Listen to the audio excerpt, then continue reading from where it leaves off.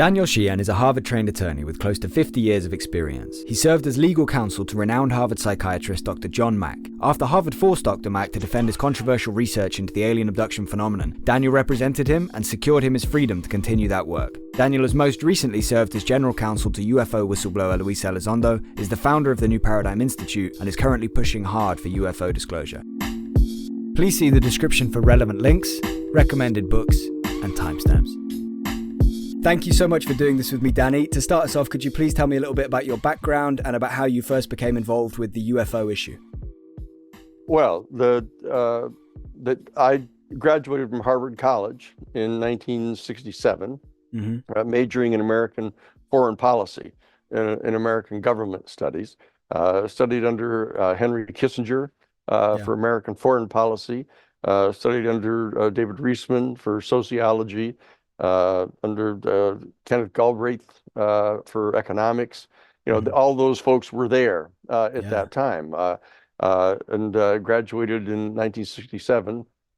Was the Rhodes Scholar nominee for Harvard College in that year, but I got drafted at that point, and I refused to go, because I'd already studied the American foreign policy relating to the Vietnam War. And so I went up to Harvard Law School and refused to go in, but didn't get to go to Oxford as I'd planned, because my draft board wouldn't let me leave the country. So I went to the law school, was the co-founder of the Harvard Civil Rights Law Review, studied American constitutional law there under Lawrence Tribe and Paul Freund and Arthur Sutherland. Then went from Harvard Law School, because we at the Law Review had actually solicited cases from young lawyers and stuff all around the country so that we could help them prepare briefs on constitutional issues.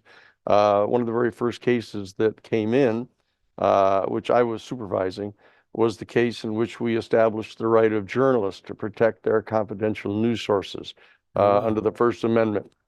So this put us in touch with a lot of very friendly investigative reporters. It also got me recruited by the #1 corporate law firm in the country on Wall Street, who represented NBC News, because it was an NBC journalist that we had represented. So I was there writing those briefs for not only for NBC, but the amicus briefs for CBS and ABC and the New York Times and the Washington Post. And it was that way that I ended up becoming acquainted with Jim Goodell, who was general counsel for the New York Times. And so I was the one that received the call later when the New York Times got the Pentagon Papers. So we set up the meetings, met with Jim Goodell. Our law firm, Cahill Gordon, took over the account for the New York Times from Lord Day and Lord, which was their law firm that threatened to turn them into the FBI if they didn't give the documents back. So we ended up taking the New York Times account. So I was there at that Wall Street law firm representing NBC and the New York Times at the same time, right out of Harvard Law School. Wow. And I got to meet lots of investigative journalists. Then I was asked to go over to the #1 criminal defense firm in the United States, F. Lee Bailey's office, when the Watergate burglary took place. So I went over and we represented James McCord, who was the former CIA wiretapping specialist in the Watergate burglary. And he's the one that we got to blow the whistle on Richard Nixon and the plumbers unit. After those 3 years out practicing law, I went back to Harvard to do a master's degree and later a PhD degree in comparative social ethics, because I was discovering that in both the civil world and in the criminal world, they were operating on a set of beliefs and standards that were different than mine, to put it mildly. And so anyway, I went back and studied comparative social ethics at Harvard, pursuant to long conversations with John Rawls, who was the head of the Department of Philosophy there. And I got recruited from there to go become General Counsel at the United States Jesuit headquarters in Washington, D.C., in their National Social Ministry Office, which was their public policy office. And that was where I was in 1977 when I was contacted by, President Jimmy Carter got elected that November of '76. And he, very soon after getting elected, he was elected on November 3rd. On November 19th, he called in the head of the Central Intelligence Agency and asked to be briefed on the UFO issue. Yeah. Because, as most of your listeners probably know, Jimmy Carter had seen a UFO when he was governor of Georgia. You know, not just a light in the sky, but up close, like the length of a couple football fields away. And so he was sure that this was not something normal. And so he demanded right away, once he had been elected, to get this information. But the director of the CIA refused to give it to him. Said that he had no need to know that information. The director at that time of the CIA was George H.W. Bush. And Jimmy Carter then contacted the Congress of the United States, objecting to the fact that he wasn't getting to be briefed in, and asked the Congress to begin an investigation into the UFO phenomenon. So they contacted the Congressional Research Office and had the Science and Technology Division of the Congressional Research Service undertake this investigation and research. And that was how I got contacted over at the Jesuit headquarters by Dr. Marcia Smith, who was the head of the Science and Technology Division of the Congressional Research Service. And she asked if I would become special counsel to that investigation. Whatever all the reasons were, partly because I'd been involved with investigative journalists and doing the Pentagon Papers case already by that time to get disclosure of information like that. But very importantly, because she wanted me to see if I could get access to the Vatican archives about the UFO phenomenon. And so that's how I became General Counsel, a special counsel to that investigation under President Carter. And it was in that context that I got to see the classified portion of Project Blue Book, the 1952 to 1969 purported investigation on the part of the United States Air Force of the UFO phenomenon. And I saw actual photographs of a crash retrieval. In the snow, right? I think. In the snow, that's right. So it wasn't in New Mexico. It wasn't in any desert. So it wasn't the Roswell crash. It was different. And so I copied the symbols off the craft that I could see in the photographs, and brought them to the Jesuit headquarters and brought them to Father Davis, who was my superior at the time at the Jesuit headquarters. And he pulled out of his desk a manila envelope and handed it to me that had a photograph of a UFO in flight. And it turns out that it had been given to the head of the air traffic controllers at the Seattle airport in Washington. And so he showed it to me because it turns out that the wife of the air traffic controller was his sister. And so the husband didn't want to get in any trouble by reporting it. And so he gave it to his wife and said, "Here, give this to your brother. He's a priest." And so at that point, I realized this was completely real, and that the military knew about it. And so Father Davis and I went to the Washington Interreligious Staff Council in Washington, D.C., where in that organization are the Washington, D.C. heads of all 54 of the major religious denominations in the country. And so we went to them and asked them to set up a special task force to start getting out ahead of this issue, so that they could try to integrate this larger reality into the theology of the different religious institutions. And they declined. So just kind of, you got eyes big as saucers, you might say. But the bottom line is they didn't want to do it. So I ended up becoming legal counsel thereafter for Dr. John Mack at Harvard University, who got dragged up in front of a faculty committee for writing a book, publishing a book about the UFO encounters, because he had a number of high-level military officials sent to him to have to get psychiatric examinations because they had been pushing to try to report contacts with extraterrestrial vehicles. And one of the first things that the Defense Department would do if an officer insisted upon filing UFO encounter reports was to make sure that he got a psychiatric examination, which turned out to be all part of a very deep secret program that was going on at the Pentagon and the CIA to try to aggressively discredit and deter any reports being made public about this. So I became involved with John Mack, and in that context, got to meet virtually all of the major people that were involved in pursuing this issue, because I was preparing witnesses to present to Harvard University to say, look, you're after John and suggesting that he's discrediting the university for dealing with this issue. And I was told by the chair of the committee that it was ridiculous for anybody to think that UFOs were real or that there was an extraterrestrial civilization that was being held secret.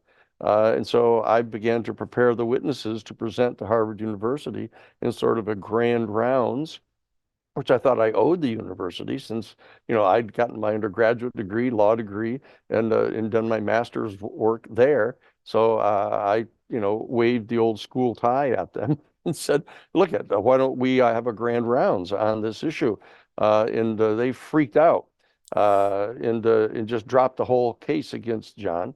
And I became general counsel for John's project on extraordinary experience research there in Cambridge. And therefore, I got to meet a lot of people who had direct physical encounters with craft on the ground and occupants of the craft. And so that I spent from 1994 to 2004 as general counsel for the peer group and got to meet all these people and continued my getting to meet the researchers and investigators in this whole field. And so I ended up getting made general counsel. I was contacted by Dr. Stephen Greer in 2001 and asked to become general counsel for the Disclosure Project, where we, in May of 2001, actually presented about 24 government officials and employees, ranging from the head of the Federal Aviation Agency to military officials that had reported a UFO coming over the top of our Minutemen military missile sites and turning off all the missiles. And so I was deep into it by that time. And so that later on, I was contacted by Luis Elizondo when he confronted the Defense Department about the lying and deception that was going on and blocking this information even from high-level military and government officials. And he got fed up with that as the head of the top secret program inside the Pentagon, investigating the sightings. And he brought the videos, now well-known videos of the Tic Tac and the others, to the New York Times. So I came kind of full circle. So there I was with the New York Times, now board of editors, making decisions about revealing to the public the existence of this top secret investigative project at the Pentagon that was analogous to the Pentagon Papers. And so when we broke that story, the floodgates started coming open and other whistleblowers started coming forward. We met with people in the Congress and got them to start drafting legislation to actually protect whistleblowers so they wouldn't be retaliated against. We filed a complaint with the Inspector General's office of the Defense Department on behalf of Luis Elizondo, complaining not only about the attempted retaliation that was being directed toward Lou for doing this, and Chris Mellon, who was the Assistant Deputy Secretary of Defense for Intelligence under both the Clinton administration and the George W. Bush administration, that both of them had been involved in bringing these videos to the New York Times. Both of them were retaliated against, and on behalf of Lou, we filed the complaint with the Inspector General and began briefing the Inspector General's office about this, of what was being concealed from them as well. And so the pressure started building inside the Defense Department to come forward with a new set of protocols that actually protected whistleblowers. And then we got Congress involved, and Congress came forward with legislation to not only protect the whistleblowers, but to set up an office where the whistleblowers could come, which became the ARROW office, the all domain resolution. Anomaly resolution, yeah. Yeah. So that's how I became involved in this, and that's how, and what we did is we set up the New Paradigm Institute, a 501c3 citizens public group to participate in this process. And so we'd have a large staff, and we could set up a special set of computers to have people contact their congresspeople, to put pressure on their congresspeople, and to support those members of Congress in the House and Senate who wanted this information to come forward. And we helped monitor the drafting of the legislation that has now become the Disclosure Act that has now been passed by the United States Congress. We got a major bill passed by the Senate, which was 64 pages long, proposing the establishment of an independent agency, a board to review all of the information that the government had come into possession of since 1945. And that passed unanimously in the Senate Intelligence Committee. All Republican senators, all Democratic senators, all 17 of them completely agreed with this 64-page bill. And it passed the United States Senate, and then it was sent over to the House, and it ran into the head of the House Intelligence Committee, a fellow by the name of Michael Turner. And it turns out he is the congressman from the district in Ohio that is the site of the Wright-Patterson Air Force Base, to which the Roswell craft had been taken, and the bodies from the Roswell crash back in July of 1947. And they were dug in deeply to try to protect this information, because it turns out they were working with a major private aerospace corporation, Radiant Technology. Their major field office was based right there next to the air base in Ohio. And so this guy ended up sticking his thumb in the eye of everybody else and blocking the ability to extract the information from the private aerospace industry, pursuant to the right of eminent domain of the United States government to take custody of these craft, or to get it put back into the hands of the government. But we succeeded in getting 24 pages of the 64 pages passed, which is this act here. And this is the act that is presently law in the United States, and it mandates every single one of the 6 United States defense military agencies, or the military services, all 18 United States intelligence agencies, all 32 United States Defense Department agencies, and all the private aerospace corporations that have any information about the UFO issue, and the non-human intelligence that is understood to be responsible for this UFO phenomenon, to be handed over to the National Archives within 300 days. So the date is, just so people will know it, is October 17th of this year.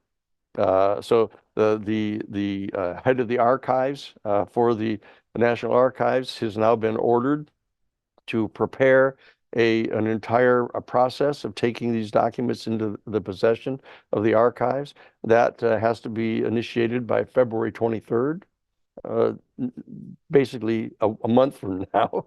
Yeah.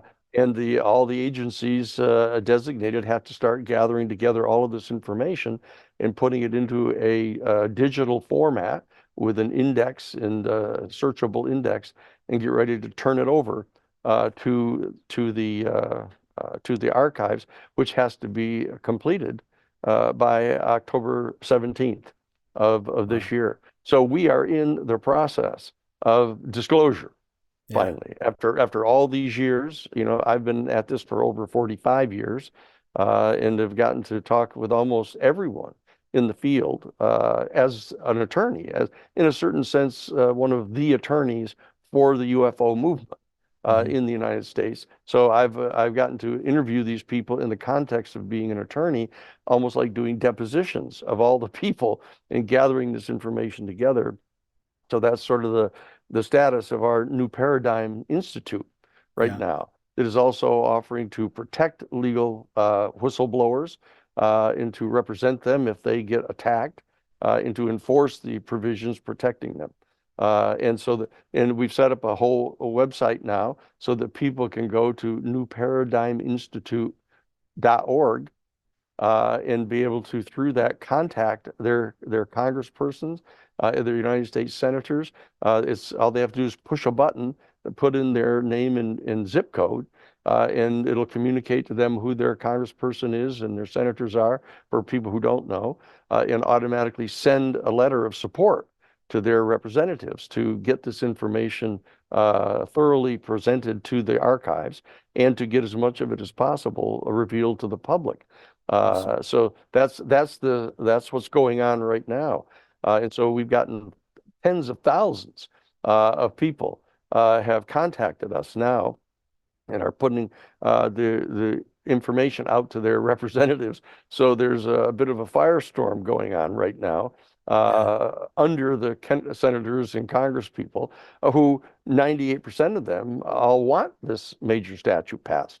And so that we're trying to basically get the other 40 pages of the original 64-page bill put back in, which has to do with the enforcement mechanisms and the subpoena power in the right of eminent domain to take these craft back into the possession of the government and make them known to the archives where they are, so the government can reassert their constitutional responsibility over these, unacknowledged deep black programs that have been going on in the Pentagon and in the Central Intelligence Agency.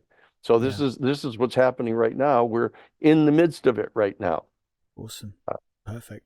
I mean, it's exciting times. I imagine lots of those aerospace companies are not going to want to give up these craft very easily. I think you said somewhere about they're going to, they'll be paid fair market value or something along those lines. Yeah. How on earth would we go about figuring out what fair market value is for some kind of non-human craft? Like, they just seems like they'd be priceless, right? well, the fact of the matter is that they didn't have legal custody of these to begin with.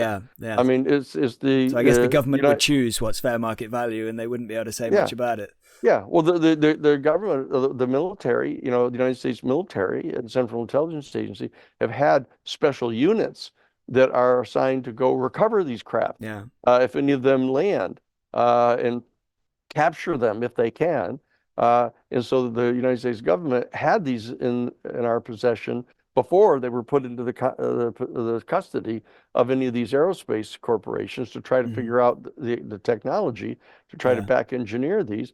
And so it's basically the assertion of the original ownership of these craft and all the technology that has to be returned into the official legal custody of the United States government, and not allow these corporations to try to utilize these for their own personal private profit, which of course drives them to creating weapons out of these, out of this technology. That's where the big money is, and so that's what they're doing.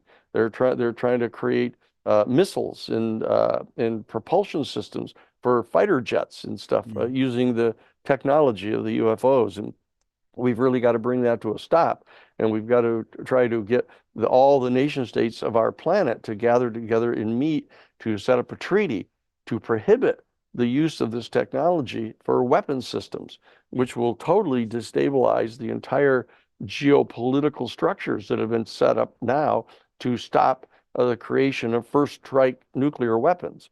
Because these missiles that, for example, Radiance Technology is trying to develop, they're trying to develop a missile that can be launched from the United States and hit dead into the center of Russia or China within 2 minutes.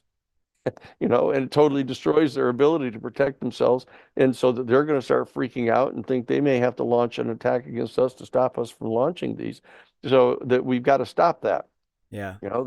There's an old Sufi saying that, when a pickpocket meets a saint, all he sees are his pockets.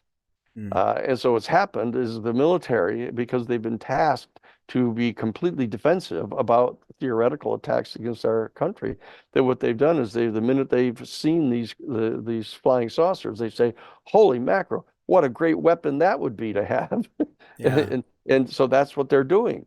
And so we've got to get this under control. We've got to bring it under control of our United States Congress. We've got to get the people to know about what's going on here, and we've got to protect our human family against ourselves.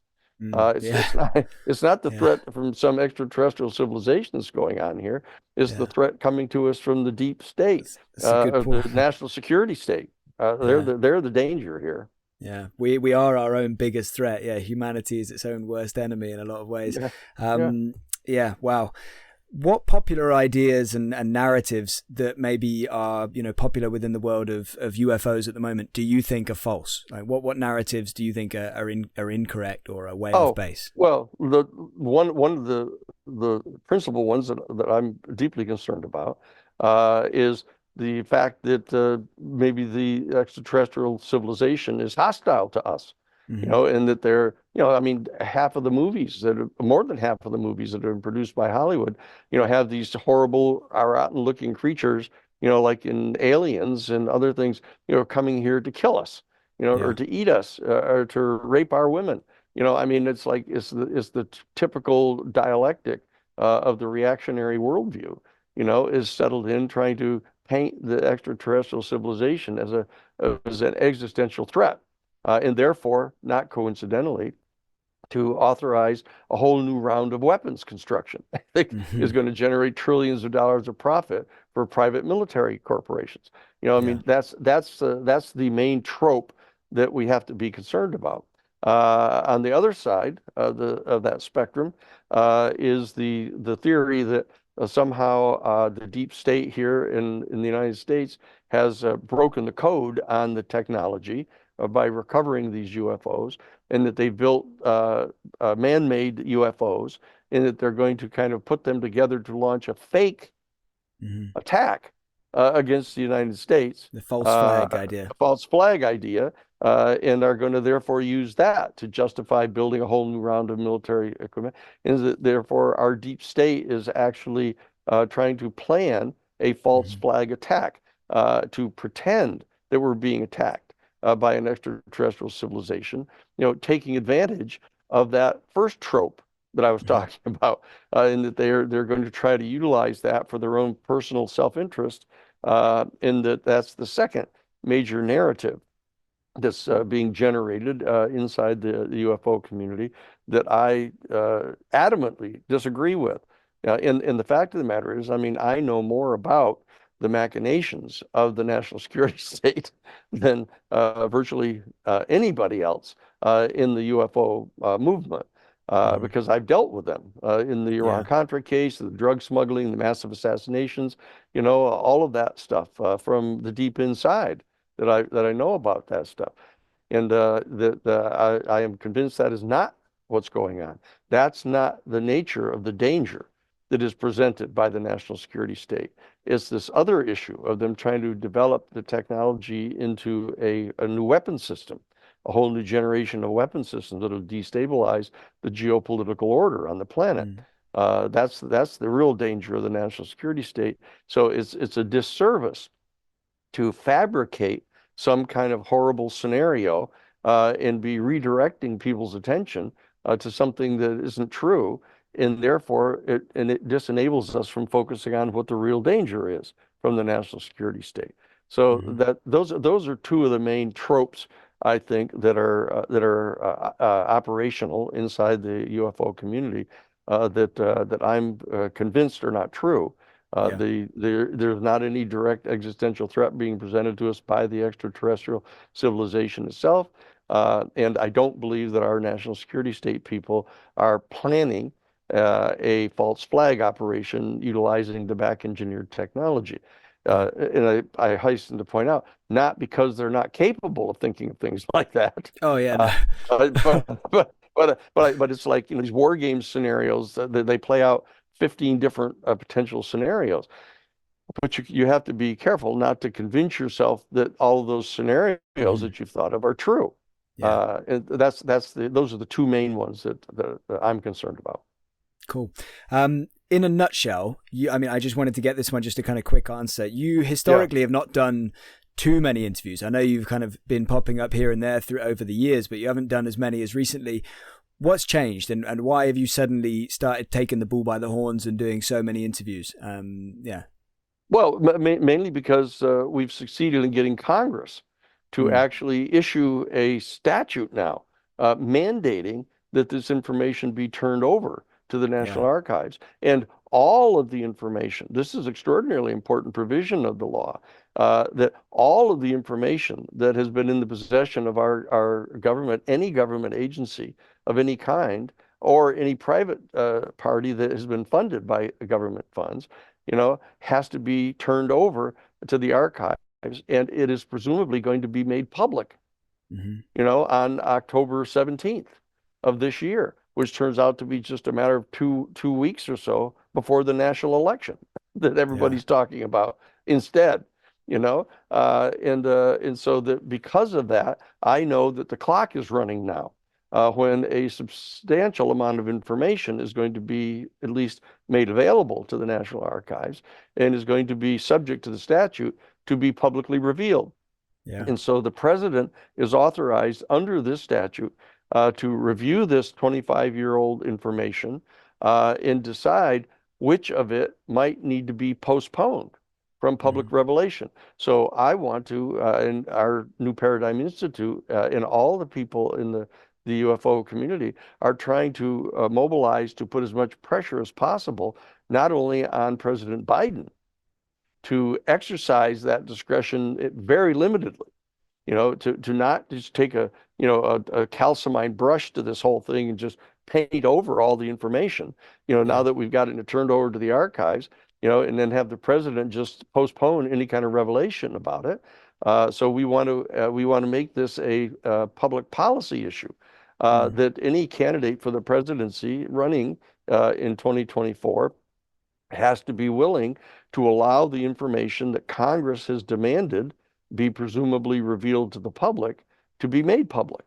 So that's the reason why I think we want to reach out to as many of the citizens as possible to let them know that the UFO community we've come together and we've put together this New Paradigm Institute in a center with computerized systems of getting to your Congress people, giving them the support that they need, and very importantly, educating the American public about what it is that's already known about the UFO phenomenon and about the ET non-human intelligence that is responsible for the UFOs. That we're trying to get out the information that they can completely depend upon is accurate, detailed, responsible, and has been vetted so that just like under Rule 11 of the Federal Rules of Civil Procedure, before an attorney is legally authorized to file a complaint setting forth a set of factual allegations, they need to undertake a preliminary investigation of this and convince themselves that it's credible. And so that's the service, one of the services that the New Paradigm Institute is providing is vetting all of this information. We got Richard Dolan is partnered with us. He's one of the most important historians about all of the different events that have gone on. We're in conversation with all the different people that know about the various crash sites and the various recovered craft and where they've gone and what's going on here. So what we're doing is trying to be at one and the same time an advocacy group advocating for the public disclosure of this information, but at the same time making clear to people that there's an awful lot of information that's already known about this phenomenon, and to be able to provide the kind of credible and reliable information on the basis of which our citizens can insist that whatever is still concealed needs to be revealed to us. That's why I've agreed to do this. You know, as an attorney, I've been basically operating more or less behind the scenes, you know, and helping the different people get information out. But now I think that the time has come for people to know about the existence of the New Paradigm Institute. It's been set up right on Capitol Hill. We're right immediately next door to the Senate Intelligence Committee, immediately next door on the other side to the United States Supreme Court, to try to make sure that the law is respected, the Constitution is obeyed, and we're right across the street from the Congress.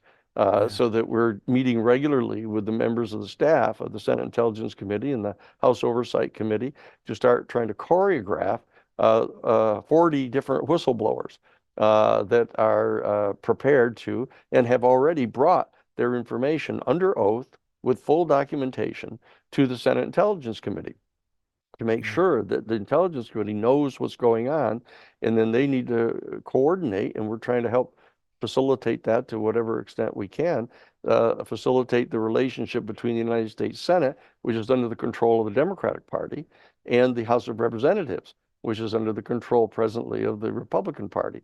And it turns out that basically 99% of all of the senators and all of the members of the House, you know, Republican and Democrat, want this information out. And so that we're trying to facilitate getting the United States citizenry to support this.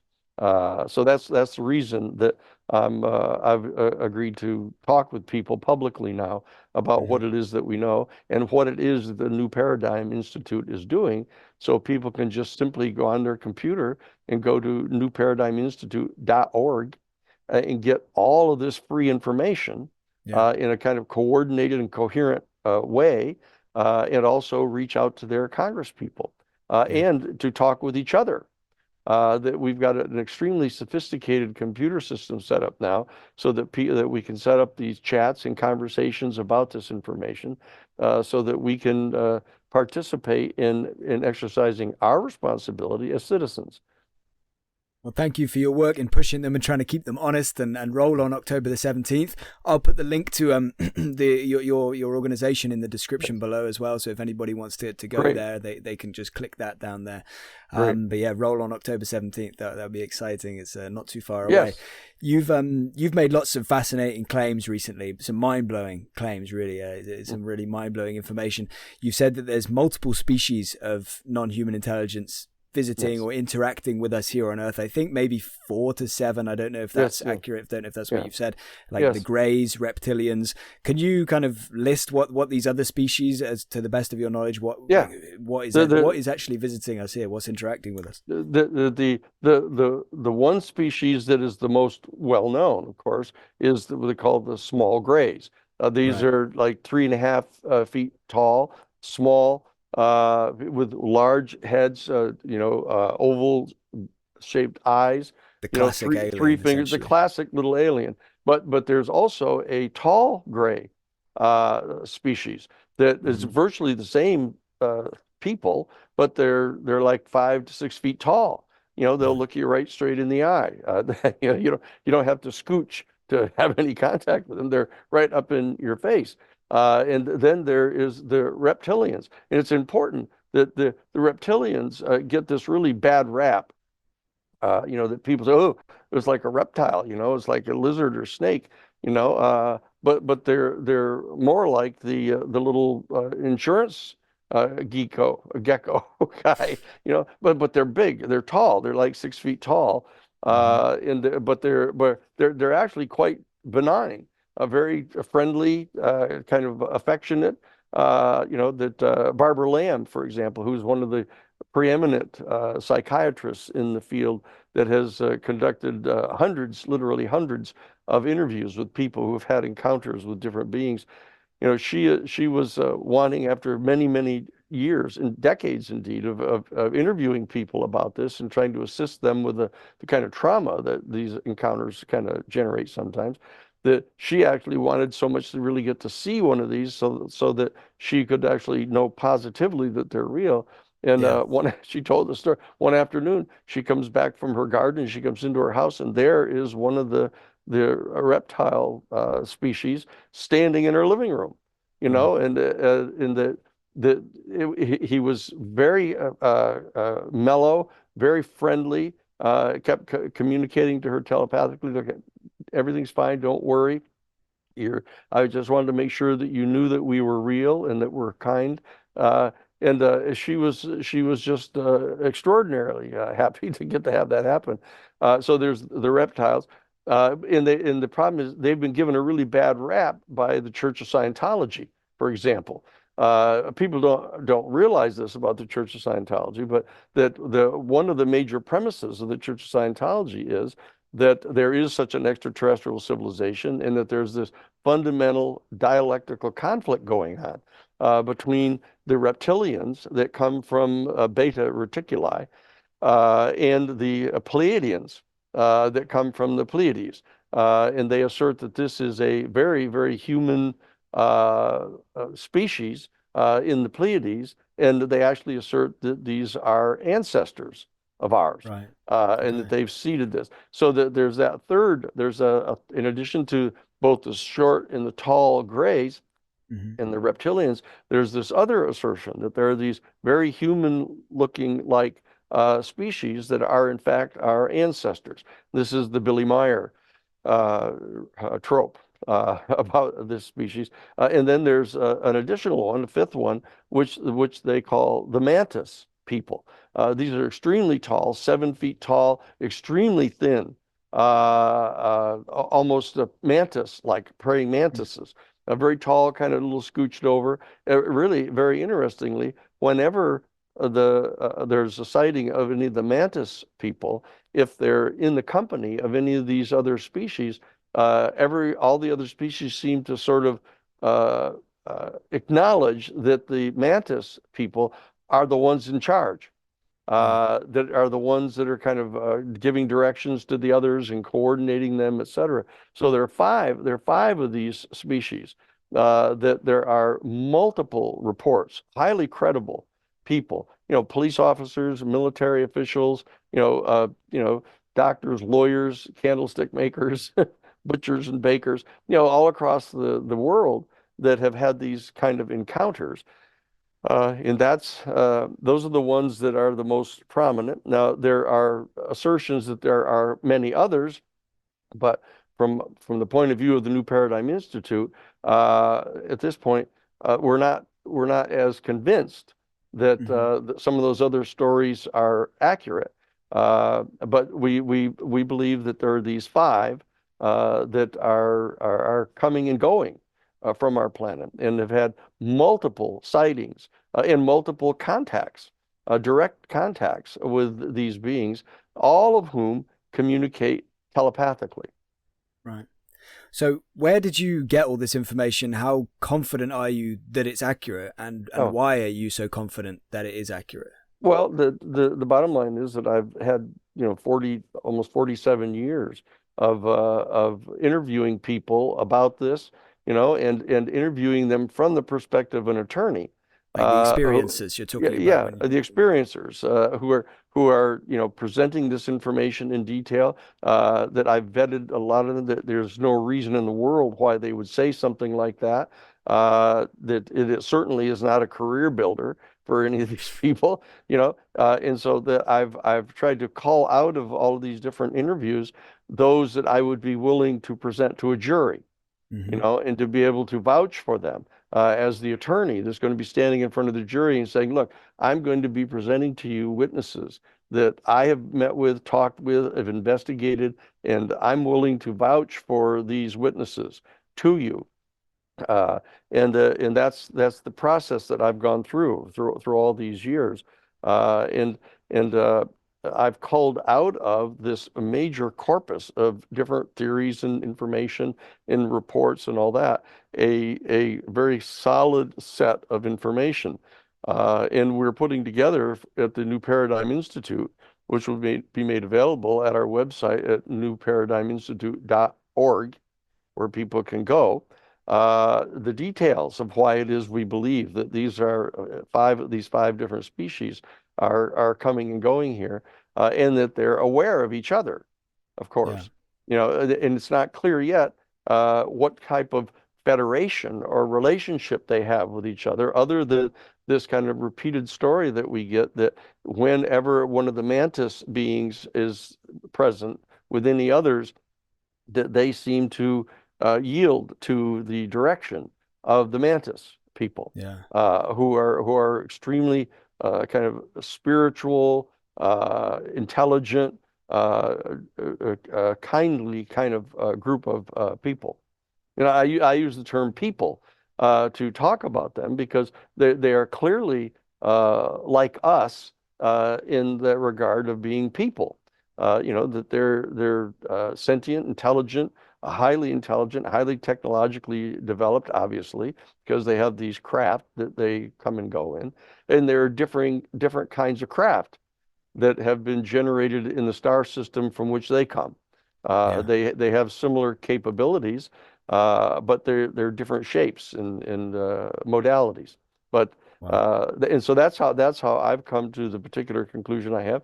And in conversations with other people who've conducted major amounts of interviews, such as Richard Dolan, who's partnered with our New Paradigm Institute, and Richard and I and our staff are working at 100 facts that you need to know about the UFO phenomenon and the non-human intelligence that is associated with it.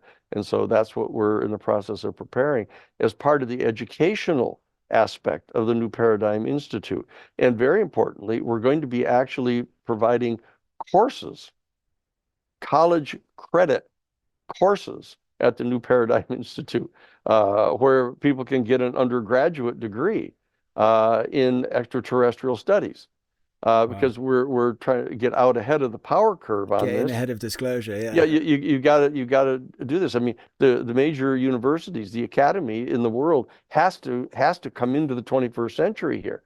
That that they're still training some of their physicists to believe in the Newtonian Cartesian worldview, of the kind of scientific materialist worldview, without taking into account, even integrating in the information that we know in the field of quantum physics since 1923.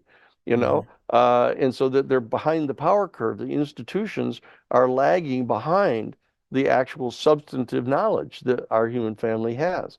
And the churches are the same way. The churches and synagogues are still concealing from their own members a lot of the more esoteric, extraordinarily sophisticated information that is known inside the religious communities about the capabilities of our own human species. That they have the examples of, like, Jesus and some of the other prophets, that they levitate and that they can transmute matter, and that they can understand people's thoughts and stuff. They know that there's all kinds of capabilities that our human species has, that have been kept secret by our own religious institutions. So the time has come now to start sharing this information, so that people can understand that we're not as dramatically inferior to the extraterrestrial species as some people would fear. Because our human family has these capabilities that have been concealed and kept secret by the major religious institutions. So both government institutions, military institutions, religious institutions, cultural institutions are behind the power curve here. And so that we're trying to get our human family educated and brought up to date on what the real knowledge is in our world. And so we're going to have the courses that we're going to be providing to people, and we have tons of information that is just for free. I mean, that if people want to get the college degrees, the university that we're going to be working with is granting the college degrees, have to hire the professors who are going to be teaching these, so that, it's going to cost like $100 or something, to take a full course and get full college credit, and get your BA degree, or your Bachelor of Science degree, or a master's degree for that matter, and PhD degree, which is be recognized by all colleges and universities in the world, through the New Paradigm Institute. That we've got that all set up now. Wow. Wild time to be alive with all of that. And yeah, you're right about most people have no idea about psychic phenomena and the wealth of evidence there is to show that these phenomena are real and they do happen, and they're a normal part of everyday life for a lot of people. How do you think 20-year-old Danny Sheehan would have reacted to the kind of things you're saying now about these species visiting, that before you were ever aware about the UFO phenomenon and all of this kind of thing? How would you have reacted if somebody told you in a few years you're going to be saying this kind of thing? Would that have blown your mind back then? No. As it turns out, it wouldn't have, because when I was 18 years old, I was the number one nominee for the United States Air Force Academy, out of New York State, and went to be interviewed by Jacob Javits, one of the two senators, Kenneth Keating and Jacob Javits. And at that time, when I was asked by Senator Javits why I wanted to go to the Air Force Academy, I told him because, I want to become an astronaut. And he said, "Oh, yes. All young boys want to be an astronaut. It's 1963. We got John Glenn and we got, everything going on." And he said, "So why do you want to be an astronaut?" And I said, "Because I think this is the most extraordinary period in our history where we're actually going to be going out, venturing into the stars, and we're going to meet the extraterrestrial beings out there." And he looked at me and he said, "You actually believe that there's extraterrestrial beings?" And I said, "Well, sure." I said, "So do you. I mean, you're a United States senator. You got to know that. You look at all the billions of star systems that there are." And he was completely flabbergasted that I'd said that to him. But so I was completely convinced before I was 20. When I was only 18 years old, I was convinced that this was true, and I wanted to be able to participate in this process. Now it turns out that he was so thunderstruck by my response to him that he was actually kind of destabilized, and he admitted to me that he'd already given the appointment to the son of one of his financial backers, as the senator. He said, "That's the way the life really is out here, Danny." He said, but I'll tell you what, I'll give you the appointment to the Naval Academy. And I said, "I'm not into boats. I'm into planes and flying. I want to get into outer space." And he said, "No, you can get there by going through the Navy." And so I said, "No." So I said, "I'll take the congressional appointment, and not the senatorial appointment." So I went back to Carlton King, who was my congressperson. He ended up giving his appointment to the son of the Republican mayor of Glens Falls, where I was born. So the whole political system was completely out of tune from what I'd been trained to believe was going on in our American political system. And so I said, I'd better become a lawyer. So I went to Harvard College instead, and Harvard Law School, and so I was studying how to bring to bear the constitutional principles, the governing structures of our country and of our world, studying international law, under Luis Elizondo, and others at Harvard. And so what I've tried to do is bring these tools to the same project, which is to come to grips with the new era that our human family is moving into here.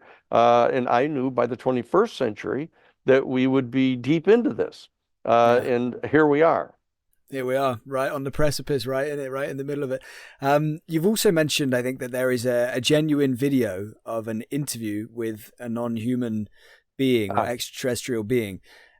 So how confident are you that is true, and why are you so confident, and where did you get the info of that? I got called by a man who was in Project Blue Book, and he was dying. He was actually literally dying. He was in hospice, and I flew to see him, went in to meet with him, and he was sitting with all the tubes in him, and he's just kind of at death's door. And he decided that it was time to talk about what he knew. and he started sharing with me the details of the internal workings of Project Blue Book, gave me the name of his commanding officers and the people that were field investigators, et cetera, with him, where he was based and all of that. All of which I was able to confirm was true.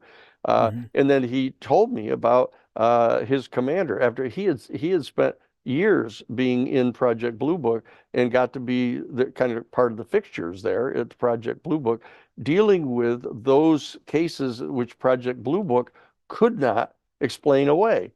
Even though they had characterized all kinds of very real sightings as, swamp gas or mistaken birds or mistaking Venus as, but there were over 700 of these cases where they were absolutely unable to deny the fact that dozens of people had seen them, that there were photographs of them, et cetera. He was in that group. And his commander, finally, years into the program, brought this man with him to S4 out by Area 51. And he described the details of what the place was like, which was confirmed by lots of other information I knew, and that he was actually brought down into a facility at S4 where there was a live ET, EB, the extra biological specimen. And it was, an entity. It was like 6 feet tall, a very benign, but it was in this room and this guy was afraid of him. He said, I thought he was like demonic. Well, it turns out that this guy was a real fundamentalist Christian, and thought that this was completely unacceptable. Didn't want to go near him, but he could see him through this double mirror and his commander went in and was having telepathic engagement with this being. And this other fellow stayed outside. But he had military personnel that were there, and that they showed him these 3.5 by 5 index cards that they had taken notes from telepathic interviews with this particular being. And so I was convinced that, it's absolutely impossible to think that they're going to be conducting telepathic interviews with this being and they don't film them. That's just not going to happen. And it wasn't that this man said, oh, yes, and I saw the people filming him, that he didn't say that. But I knew positively that with his commander right there having a face-to-face encounter with this being, and the fact that they had records of his extensive interviews in the cards, that they had to have a film of this. That's what I said, actually, when people asked me about it. And interestingly, this man was allowed to read through the index cards because he wouldn't go into the room with it. He stayed outside. And so they said, here are some of the cards of the things he's been saying. And one of the things that the being was saying is that he was part of a group that had been put together, and there were beings from different star systems that were all part of this same organization, and that they were tasked to be going around inside our galaxy to where planets had generated life, to try to get an evaluation of what stage they were at, how they were doing, et cetera. And the interviewers, at least per what was said in the cards, had said, well, who is it that's in charge of this project that you're talking about? And he said, well, it's like what you people would tend to think of as God, but it's a lot different. That's what he said.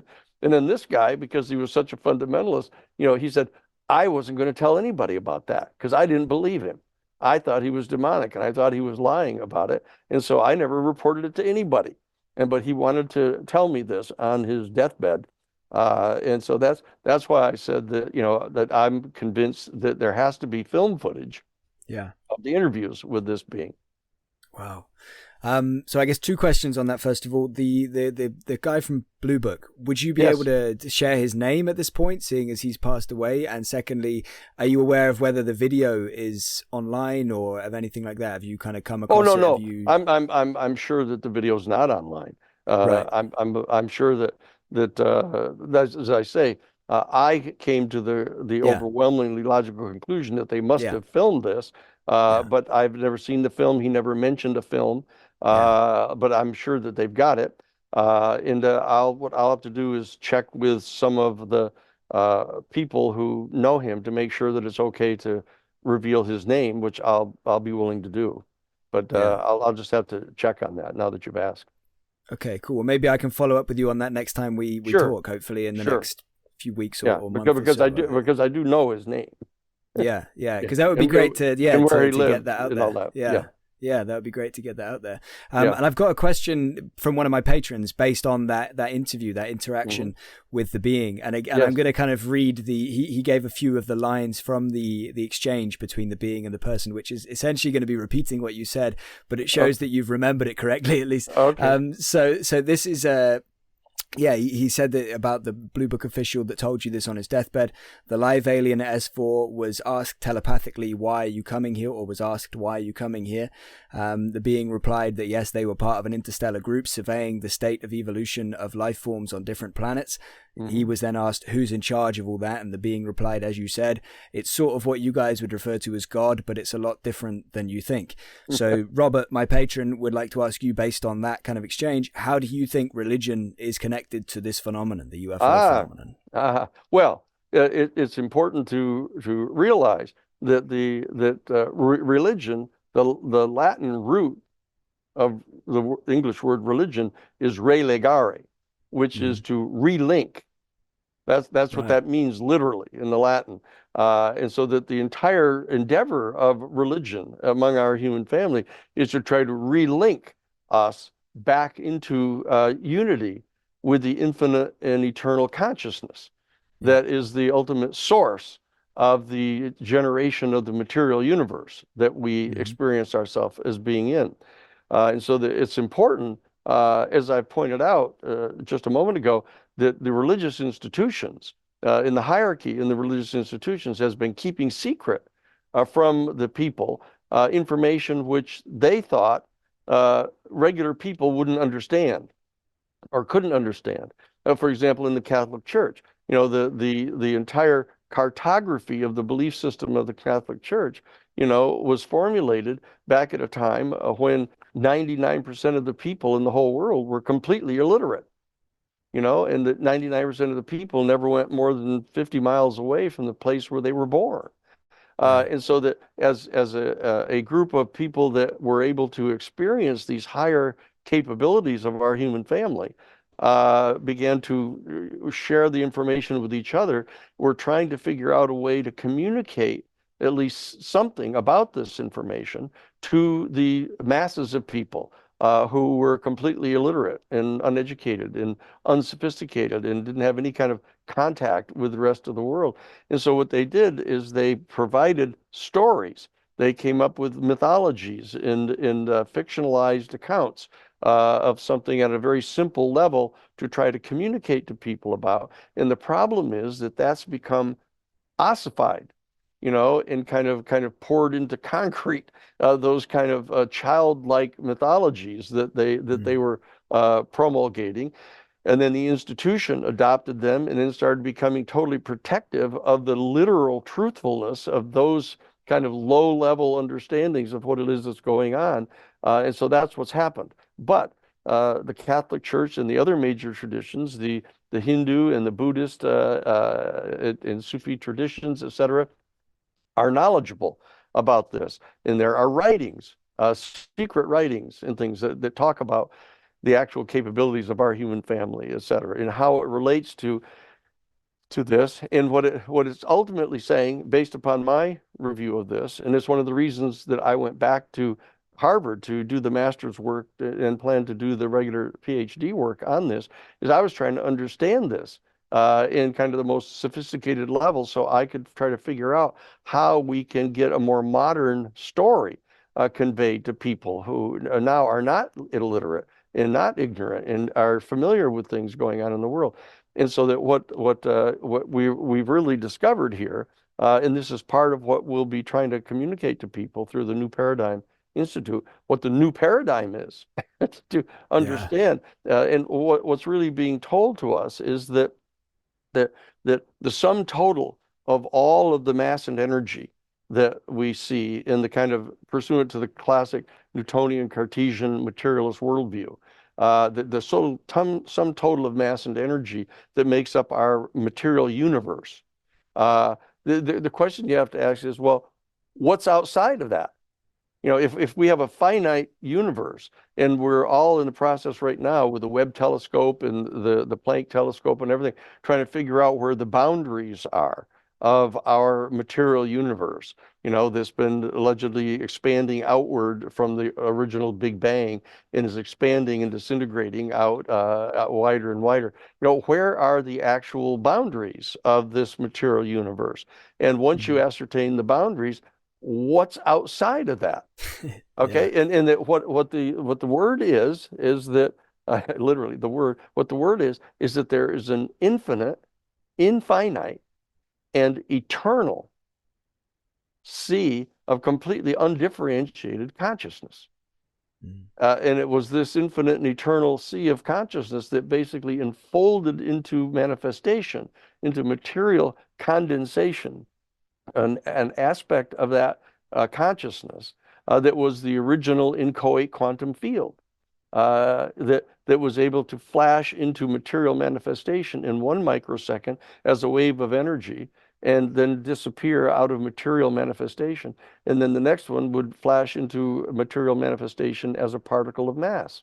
And that it underwent this process of mitosis, that kind of just multiplies itself until there was the critical mass of the universe that existed. And people have heard the story about it, but they don't understand it, is that, this sum total of all the mass and energy that existed in the form of inchoate quantum fields was no bigger than the head of a pin.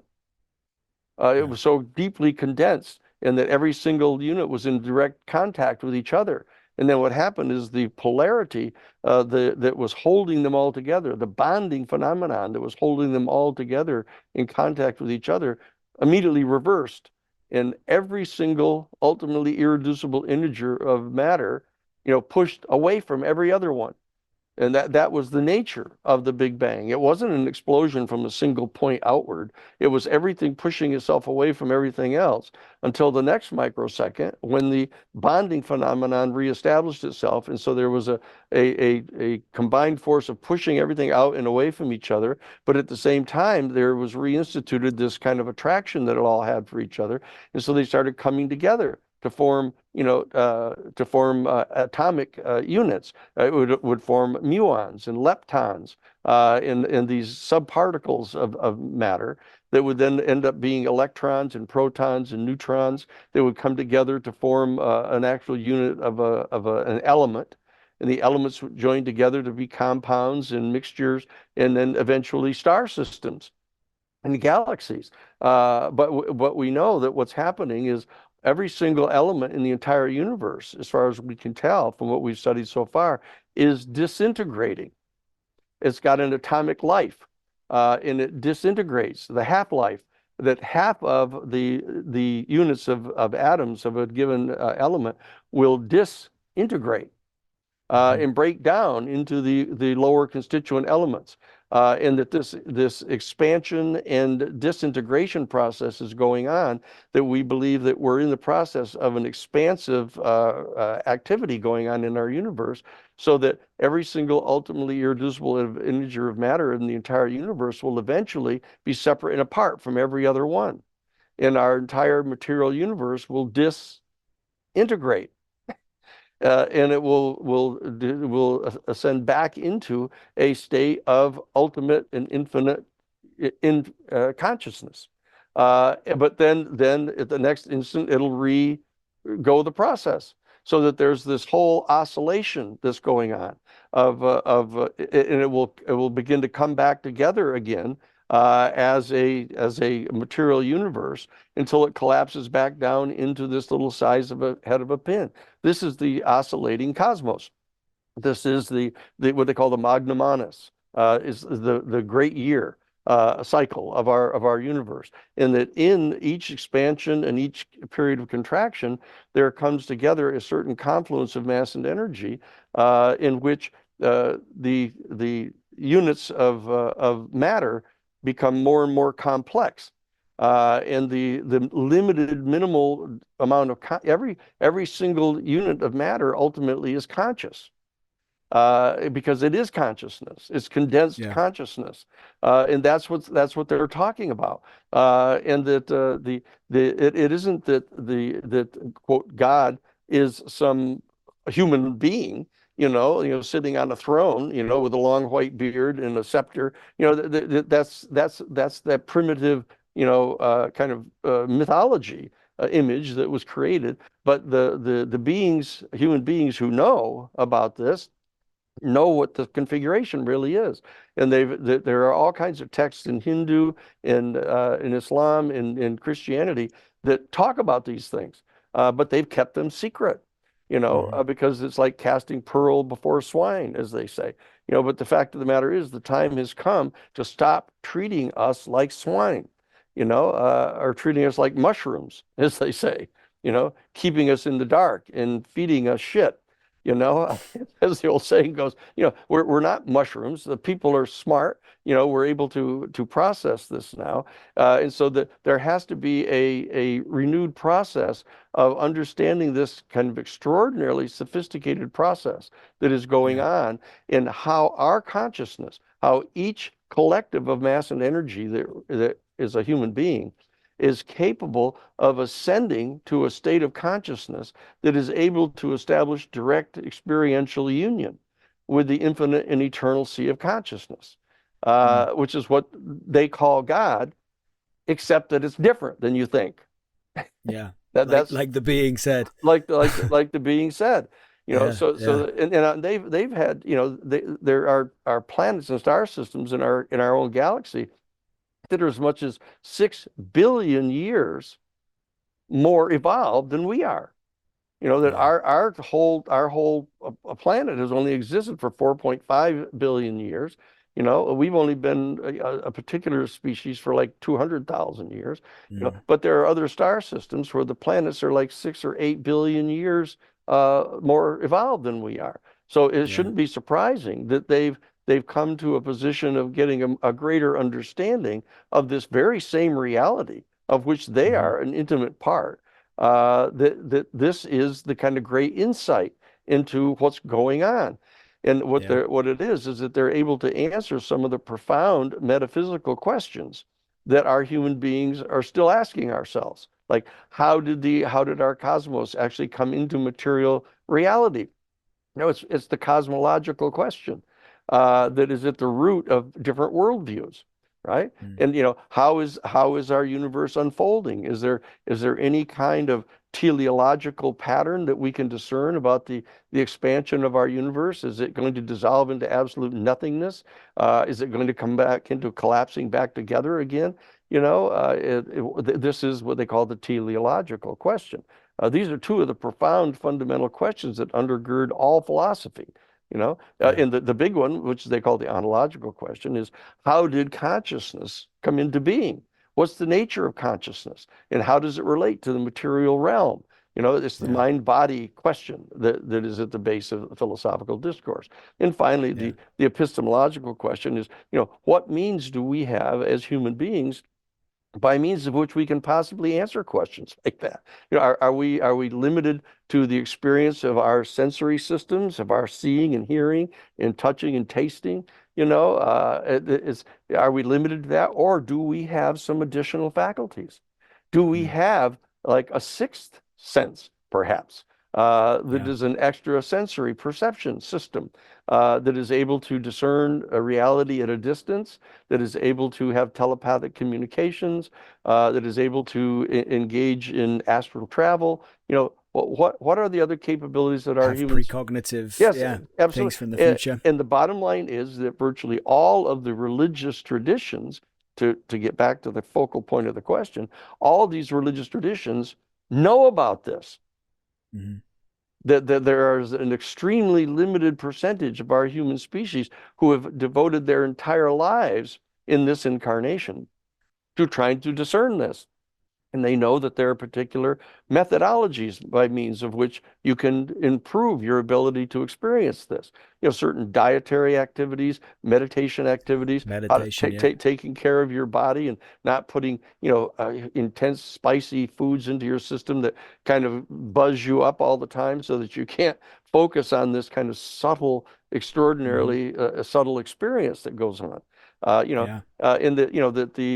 have a capability of being able to tap into the kind of unitive phenomenon that bonds every single one of the ultimately irreducible integers of matter in our entire physical universe into a unified harmonic whole. We can tap into this field of attraction, which is the Holy Spirit, which is talked about all the time. The Holy Spirit. All of a sudden, 1,000 different words for it. Yeah, I got this overwhelming unitive experience that knocked me off my horse with St. Paul. All of a sudden, I got this flash of insight. But this is an experience that is a physiological experience pursuant to which the energy system in our body that surrounds the aura of our body can fall into direct sympathetic resonance with the vibrational frequency of the phenomenon that bonds our universe together in a unified whole. This is known by our human family, but it's not shared with the people. And so what we have come to this position now where we have to begin sharing this information with our people. So the elite inside the governing structures, the elite inside the religious institutions, the elite inside the scientific community has to be prepared to start sharing this information with our human family, so we will realize that we're not, in fact, so different from these extraterrestrial civilizations that may have billions of years more evolution than we do. So we don't have to be afraid of them, and we don't have to continue to conduct ourselves as though we didn't know this, by throwing rockets at each other, or trying to back engineer the technology of the UFOs to create a missile system that can strike adversaries, in 2 minutes. We don't have to do that. We need to refrain from doing that. And that's ultimately the insight you get if you sit out beneath the stars at night on a starry night and pick out a star and just sit and have it pulse down to you. And you just sit and go, whoa, look at what's happening here. And if you have this kind of much larger perspective, you're not so inclined to just draw a circle around yourself and say, if anybody crosses into my circle, I'm going to kill you, and trying to set up all these artificial boundaries in our country and artificial differences between the color of our skin and, drawing genders lines on the earth. So what I'm saying is that this is an extraordinarily revolutionary period that we're entering into here, but let's call it an evolutionary period. This is a radical evolutionary period where our human family is being provided the opportunity of taking a step forward into our future, because our future is coming to visit us. Yeah, absolutely. And I've done loads of interviews with scientists. If anybody wants to, learn more about some of these abilities that you talked about, like, these psychic phenomena and the conscious universe, as per Dean Radin's book, if anybody wants to hear more about that, I've got loads of interviews that show that, we already have evidence for all these things, and there's so much that adds up, and it all paints this big picture. To get onto some questions from people on Twitter and some other questions that I've got here, if it's okay with you, we'll try and stick to maybe 2 minutes max kind of thing for questions from here on out until eventually closer to the end, we'll even reduce that. So this question is from Akam on Twitter. He said he wants to know, based on the information you could have gathered, is the concept of free energy only a hope or a probable secret? If that's the case, is there potentially an ongoing project for civilian applications, or would it be too dangerous in the hands of adversaries? Well, there's clearly some source of energy that the extraterrestrial species have discovered. Whether it's the same source for all of them or not, we're not certain, but it may well be. And we know that we're right on the edge, knocking on the edge of discovering the sources of free energy, of tapping into the plenum, as it were. This bonding phenomenon that bonds everything together, that is a source of energy. And so that I think that the danger of any kind of powerful invention can be utilized to transform it into a weapon. I mean, knives that could be used to help carve things and cut wood and things, could be made swords, and, that we can do this. What we have to do is try to establish a regime that constrains people from utilizing inventions in this terrible way for weaponry. That's why we need a treaty that can protect the technology that is available through the extraterrestrial people from being used for weapons. This is an extraordinary priority that we have here. So that I do believe that free energy is not a hope, it's a reality. We see things that are at least analogous to free energy being utilized by these craft. And so that we're going to be able to discover this, but we have to set up a regime of protection beforehand, before this is released into the general population, so that we can figure out how to keep from destroying ourselves with this new form of energy. Yeah, and good luck to us with all of that. These two questions are from Nicholas G on Twitter, who's a big fan of your work, and I think he was very close to you at the Soul Foundation, but the Soul Conference. But unfortunately, he didn't get the chance to introduce himself to you. He wants to know, first of all, where do you think the world will be regarding this topic in the next 5 to 10 years? And let me say, I know that is something we could talk about for 2 hours, but again, I'm asking you to do it in like a minute or two. So just your highlights, I guess. Okay. I think, that the reality is that President Biden is going to be the one on October 17th of this year, 2024, that makes the decision about how much of the information that's 25 years old or older is going to be released to the public. It's a classic kind of October surprise potential there. But I don't think he's going to do that. I think that he's going to try to exercise a great deal of care because the way that the elections are going to go is so close, and the dangers of it going the wrong way are so major that he's going to be more careful about it. But assuming that he's going to be the person who gets elected out of this whole process, that he's going to have to then face the issue in the second week of November of this year of how much of this he's going to release. And that the next 4-year period under what my assumption is going to be the second term of the Biden administration, they're going to be migrating toward the more and more progressive end of the political spectrum in the Democratic Party. Younger, more diverse, more progressive, demanding greater changes, greater sharing of information with the people. That's what's in the process of getting ready to happen. And so I think that the major unfolding of this information is going to take place actually during the second term of the Biden administration, between 2025 and 2028. And I think that this is going to be a major issue in the campaign for 2028. Who is going to be the next president of the United States? Who are going to be the next round of senators in our country and members of the House of Representatives? I believe that we can successfully make this a huge issue in the 2028 campaign for the presidency and for the Senate and the House, where this is going to be the Congress that moves into the full 21st century and starts sharing this information in a systematic way. I think that's the schedule that we're really on, even though the October 17th date is a technical date in which these decisions need to be made. My sense is it's going to be so close to the date of the election, within 2 weeks, that there's going to be a process that slows this down a bit, and that the information is going to be kind of rolled out during the period between 2025 and 2028 and become a major factor in the decision-making processes of our government and of the world, actually, which is going to play a major role in helping us solve these issues like in the Ukraine and in the Middle East. The global climate change issues that are confronting us are going to be the subject matter of a second term for the Biden administration, working on toward the new administration that's coming in 2028. Yeah, and absolutely, ripples will go all around the world.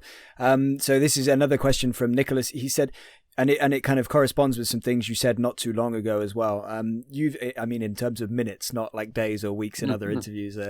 You've said that the goal is to get all of humanity to the next stage of evolution regarding consciousness. Can you expand on what that means? Whether people today would harness increased psychical abilities, or would it only pass to future offspring? Oh, no, that this is our human family, the 4 generations that are here now, and the new generation that are just being born, now in this year.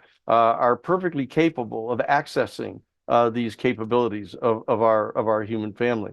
And the reality is, it's a longer story, so I can't go into right now, but I'll just direct people's attention to the lecture that was given by Crane Brinton, the head of the Department of Intellectual History at Harvard University, in May of 1968, in his final lecture, where he actually asserted that the most important intellectual insight that he had encountered in 50 years at Harvard and other places studying intellectual history is that the best minds in our human family realized that we're right on the very brink of the next evolutionary step in our human species, and that the next evolutionary step is going to be characterized by the coming to full fruition a new faculty, like seeing or hearing, or tasting or touching. It's a direct experiential encounter with the unitive phenomenon that bonds the entire universe together into a harmonic whole.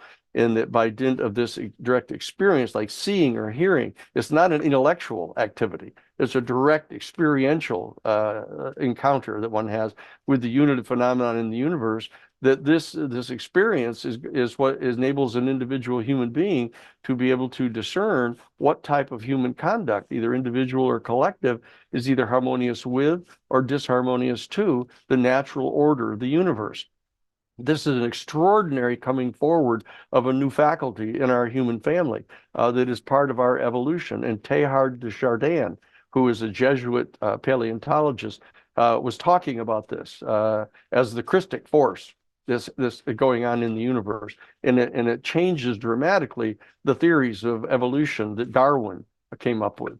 It's a much more progressive view of the role that our human consciousness plays in drawing us forward higher and higher into higher and higher states of evolution. That's what I think. Yeah, cool. And as you said, these abilities, like these psychical abilities, are something everybody seems to have access to. But once they realize that, once the masses realize that, they will be way more in touch with them, I suppose. And so it will be much more commonplace that they seem to occur, even if they already are occurring. That's right. Often dismissed now. So this is a question that I already wanted to ask you. Michelangelo on Twitter also posed this question, and I'm pretty sure everybody probably wants to know, and you've probably been asked it a lot. When should we expect Luis Elizondo's book to be released? At least can you give us at least a rough idea of when we should expect that, or ideally an exact release date? But 6 weeks. 6 weeks from now. Yeah. Yeah, it's in the final stages now of being cleared by the Defense Department in final little edits that need to be made. But they're limited, and it'll be made available. And there's going to be a video, a major documentary that's going to be coming out also that Lou has been working on, and other people have been working on this to try to have a major coming forward with more information about this. And it'll start happening in about 6 weeks or so. Yeah, wow. So I've heard from some people that are not so public about this documentary, that they're in this documentary, they're working on it, and that they're going to be a bit more public after that. The book. So you think the book is likely to be released in what, like mid-March, something like that? Well, it'll be cleared. It'll be cleared by the Defense Department and the intelligence agencies, and it's ready to go to press. In light of the new technology, with the computers and stuff, they can get this out fairly quickly after that. So my sense is that in March 21st, which is basically the spring solstice, ought to be the time when this ought to start coming forward or so. Awesome. Can't wait for that. And is Lou, as far as you're aware or can share, is Lou a first-hand witness to these programs or to anything along those lines? I can't talk about that. I've got a certain attorney-client obligation. I've heard of that. Right, and so Lou will. No worries. Well, it's extraordinarily important to note that the statements that were made by David Grush, in July, on July 26th to the Congress, were all cleared and authorized by the Defense Department. Same thing, the actual release of the videos that were done by Lou and Chris Mellon back in December of 2017 were all cleared by that office. So there's a thing going on in the background of clearances being allowed for some of this information. And that's the process that's going on right now with regard to Lou's book. And so Lou is going to be free authorized to tell a lot more, ideally, than he has in the past. And he has never shared anything with me that would violate his national security clearances. But I've been able to surmise from a lot of the interviews that I've done of people that I've been introduced to by Lou and by others, of a lot of information that Lou is very likely to be in possession of, that he may be authorized to talk about. Awesome. Well, yeah, he's such a profoundly important figure in this kind of area, so I absolutely cannot wait to hear what else he's going to be able to tell us and what else he's going to have to say. As far as you're concerned, or as far as you're aware, how many first-hand whistleblowers are going to be coming forward or going public in 2024 this year? 40. You think they're all going to go public this year? Well, they've already presented their information in sworn form to the Senate Intelligence Committee. They've got documented proof behind what they've got, what they've said. There's a process going on right now between the Senate Intelligence Committee and the House Oversight Committee as to where, in which of the two houses they ought to come forward, what kind of hearings need to be coordinated between the two different houses of Congress, so that they share equally, a democratically controlled Senate and a Republican controlled House, to kind of facilitate choreographing the coming forward with this information.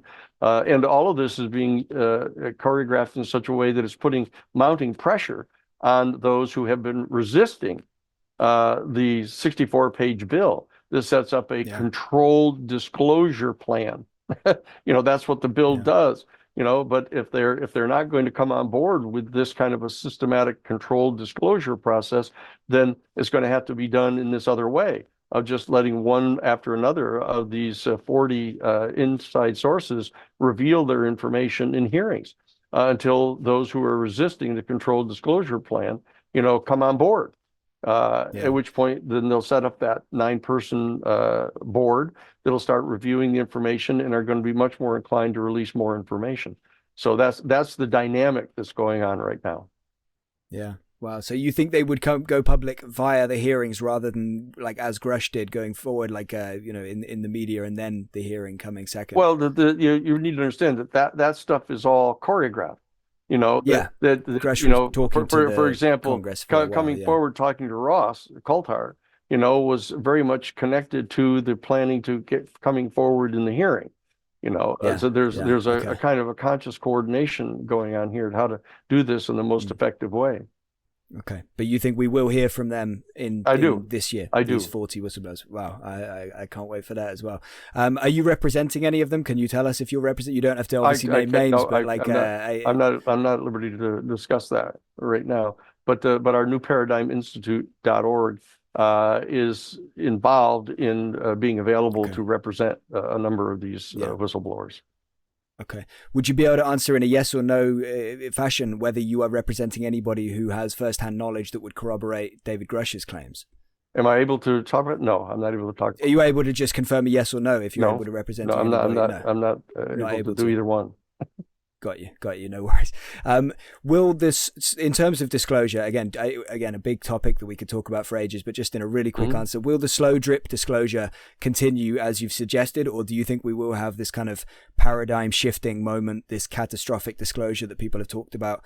How is it going to go down? Is it going to be this kind of slow tick that keeps going, or is it going to be boom, one day we wake up and holy crap, like it's all over, everything is no, it's the former. I think that that we're going to be rolling in these each one of these 40 eyewitnesses and firsthand information people, putting them forward into the House and Senate hearings, public hearings and private closed door hearings, in an attempt to put pressure on the opponents of the disclosure process, so that this existential process that's going on may well reach a point where the other side, people like Michael Turner, the head of the House Intelligence Committee, and Michael Rogers, who is the head of the House Armed Services Committee, will relent, and they'll say, okay, look, let's set up the kind of controlled disclosure program, which is planned to unfold this information over a 7-year period.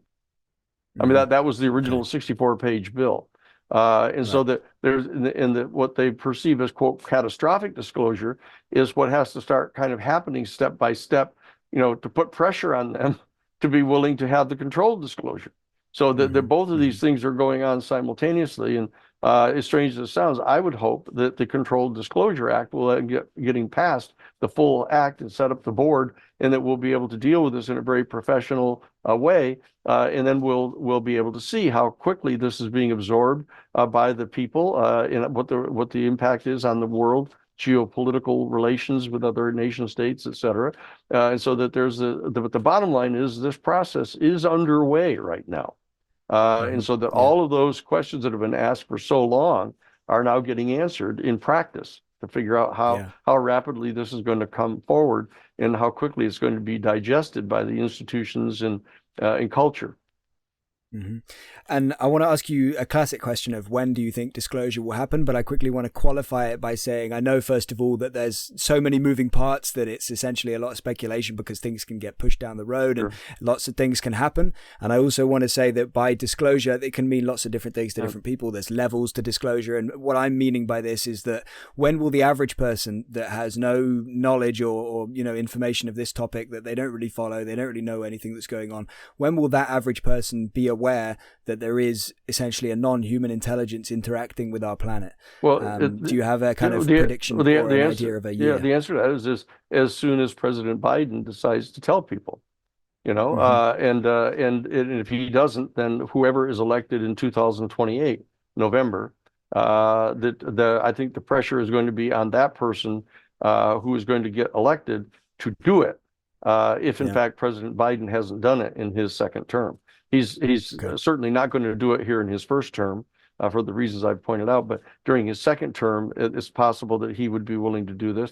And that's the real answer to it. That the disclosure is going to be actually the President of the United States announcing it and telling people that this is true. And he or she will have undertaken the proper diplomatic communications to the other countries ahead of time to let them know that this is happening, and so that there's kind of a coming forward on the part of our entire planet in our governmental and cultural structures to endorse this reality, so that there's not a lot of confusion about it. Yeah. And obviously we're moving towards this disclosure at a faster and faster pace. And it felt like something maybe has changed. Is there some kind of deadline, or is it just the sense that more and more people are pushing this behind the scenes and people are coming public, like AKA David Grush? Is there a particular reason, an unknown reason, a hidden reason behind nothing that I know of. No, there's no event that is going to be taking place that has got a clock ticking, it has to be done by this time. Or else there'll be catastrophe. There's nothing that I know of like that. Okay. And do you think the idea of another country beating the US to disclosure is a realistic possibility? It's possible. But this is such a it would be such a reckless undertaking for any one of the nation states to do this solely for its own narrow political purposes, and trying to secure advantage over others. I think that the more that the leadership of any particular nation state on our planet knows about this particular issue, they know how important it is, and that to try to utilize it for its own narrow self-interest would be setting a precedent into the next era of our human family that would be extraordinarily negative. And so that I think there's going to be a coordinated discussion among the heads of the nations, at least with China in Russia and the United States and India probably, and of course with the UK and the NATO people and the European Union people will all have to be involved in this, and the president is still going to be perceived as for example, there could conceivably be a joint press conference with the president of the United States and the premier of Russia or the president of Russia in China, for example. There could be a joint presentation of this, but we're not certain yet. Yeah, that would be a sight to behold, wouldn't it? That would be great. This question is from Jimmy, one of my patrons again. Mr. Sheehan, when would you expect that legislation along the lines of the Schumer-Rounds Amendment will be reintroduced? Also, how would a new presidential administration enable or disable it? Thank you. Well, the bottom line is that the next iteration of legislation is in the process of being drafted right now. Over on the Senate Intelligence side. This is the base. The Armed Services Committee and the Senate Intelligence Committee are the ones that crafted the 64-page bill. We know the 40 pages basically that have been excluded from the 2023 Act.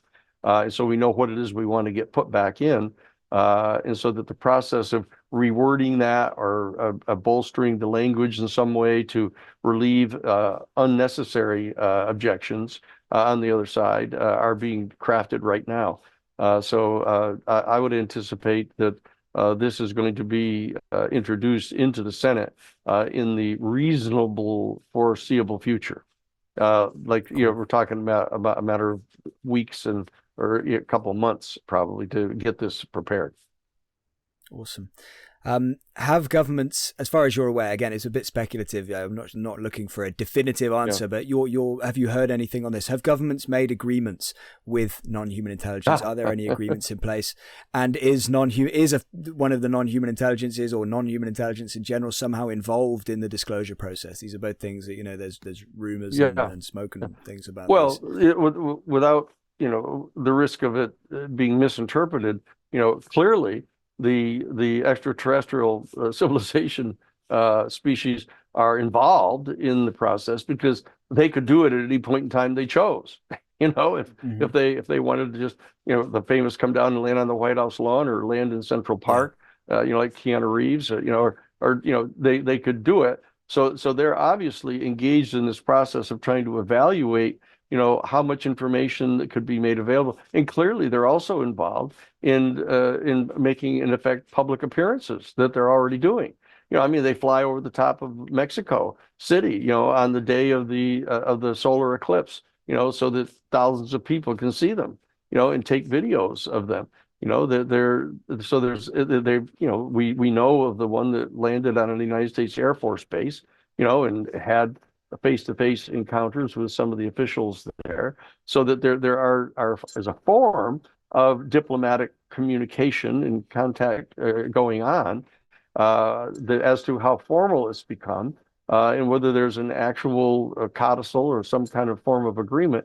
The people inside the UFO community, primarily because of them being forcibly excluded from this information, have engaged in lots of speculation and carrying forward with kind of projecting algorithmic formulas into the future based on the 2, 4, 6 pieces of information we have into the 8, 12, 14, 16 kind of area of speculation.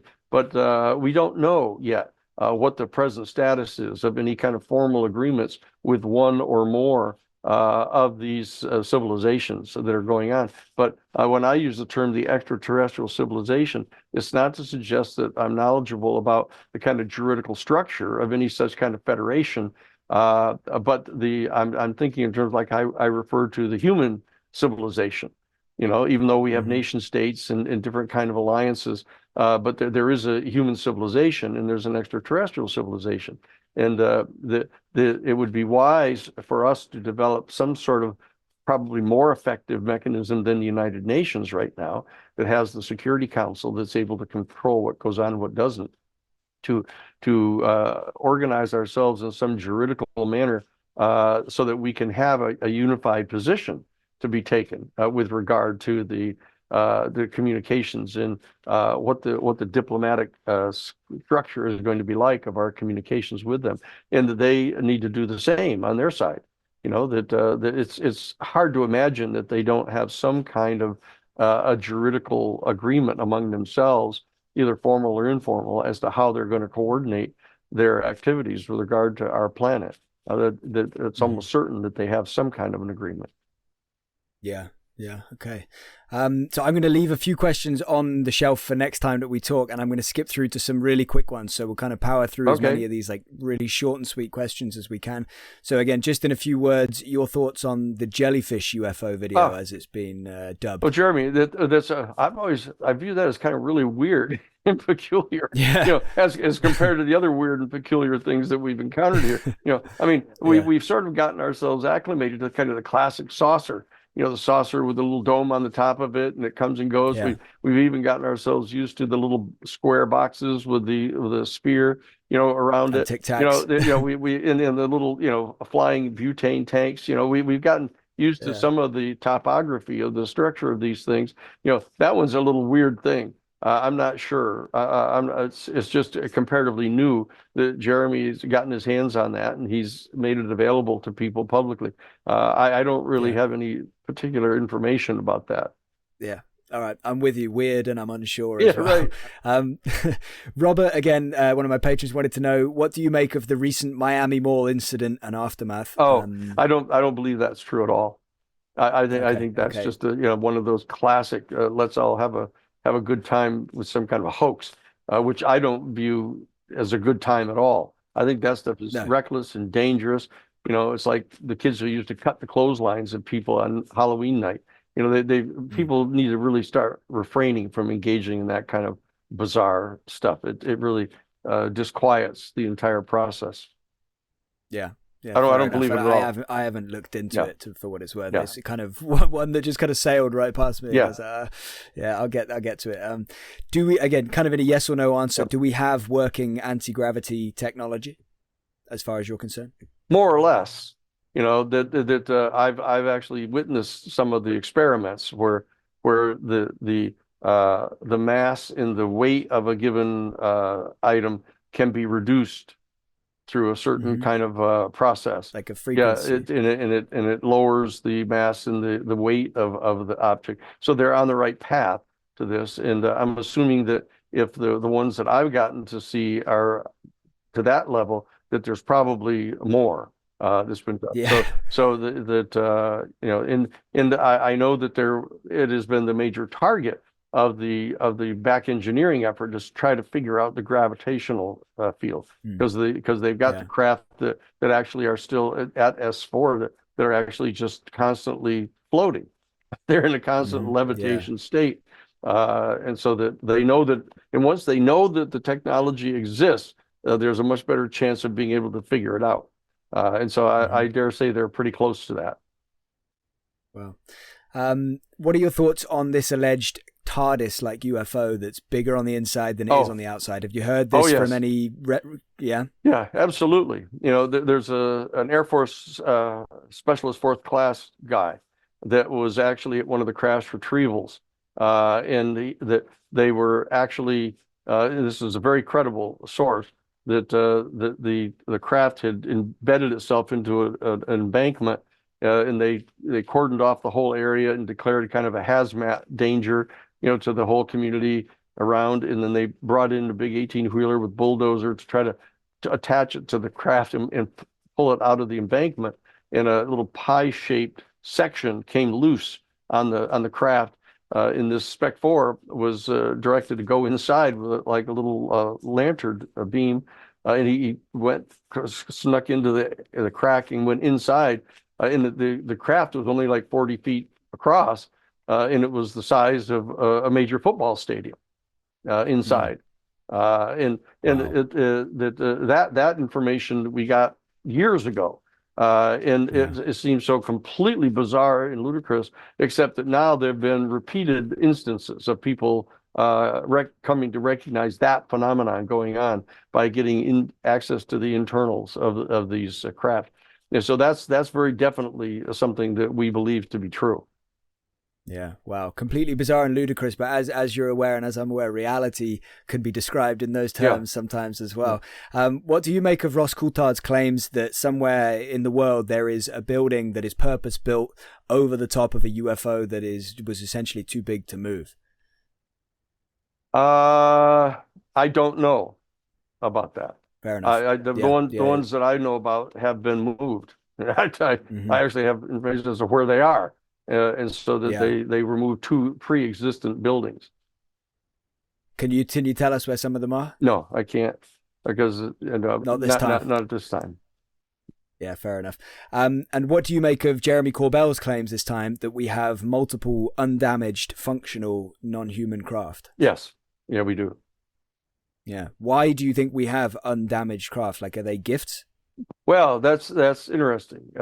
That it's not likely that they would land one of these things and walk away and forget it was there. so but I'm not sure how, but I do know that they're in possession of intact operational craft. That doesn't mean they know how to operate it. Because that one of the major features that has been the challenge is this helmet that they recovered actually from the Roswell crash, that pursuant to which the pilot is capable of navigating the craft telepathically, and that they haven't been able to get anybody who has the adequate level of consciousness to do it. Even with Pat Price and all the things that he did through the remote viewing program, but they haven't been able to get the people capable of functioning with that. But it's there, and so they have intact craft that are technically operational. It's just that it's not clear that they know how to operate them yet. And they've tried people. They tried Pat Price, for example, with this helmet. Well, Pat Price did an awful lot of stuff that people don't know about yet. That was quite extraordinary. But that wasn't one of them. Yeah, okay. Having like the idea of having functional craft and not knowing how to use it obviously brings to mind Independence Day a little bit, which kind of a quick fun question. Which movie would you say is like the most accurate depiction of the phenomenon? Like if you had to kind of pick one. It's the Close Encounters of the Third Kind. That's clearly so. Yeah. Yeah. We mentioned earlier when we were talking about the various kind of races or species of beings, you mentioned the word of federation. So what are your thoughts, again, in brief, on Haim Eshed's claims of a galactic federation? Do you give that merit? Yeah, I don't believe that he has any actual knowledge about that. I think that he has speculated based upon some of the pieces of information that he probably does have, that must be true. It seems like it's logical.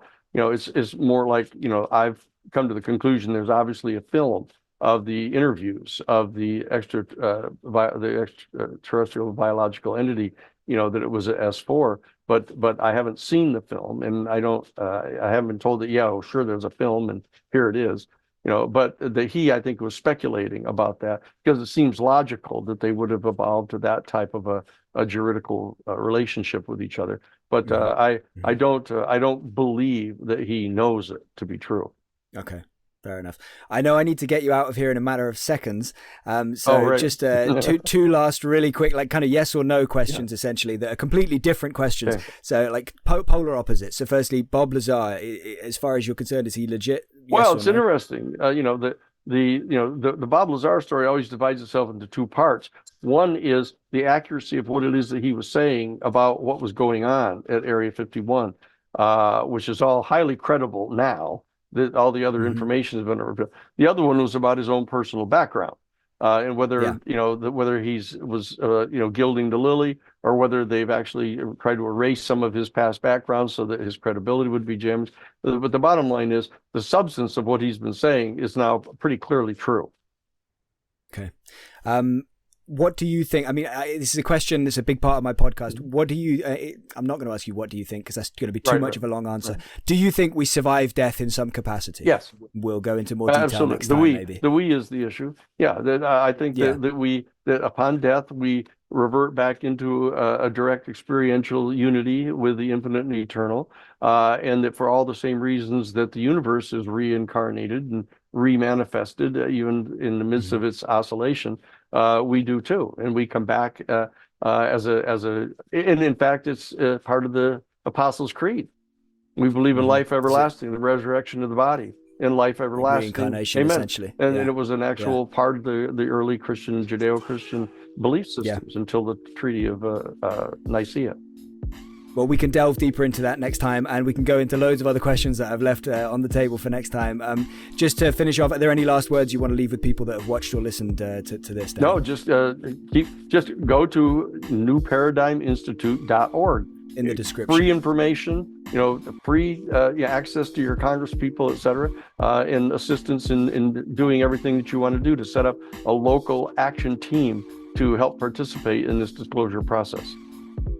Awesome. Well, thank you so much for your time today, Danny. I really appreciate it. It's been a lot of fun. It's been great to talk to you. I've been looking forward to doing it for a while, and I look forward to doing it again very soon. We'll do it. We will absolutely do it. Thank you, Ben. Thank you to Danny Sheehan for talking with me. Thank you to our patrons who helped make this happen, and thank you for listening. Please see the description for relevant links and more info. If you want to continue unraveling the universe with us, please subscribe. And if you want to help us keep making content, please consider a monthly contribution via Patreon. Thank you.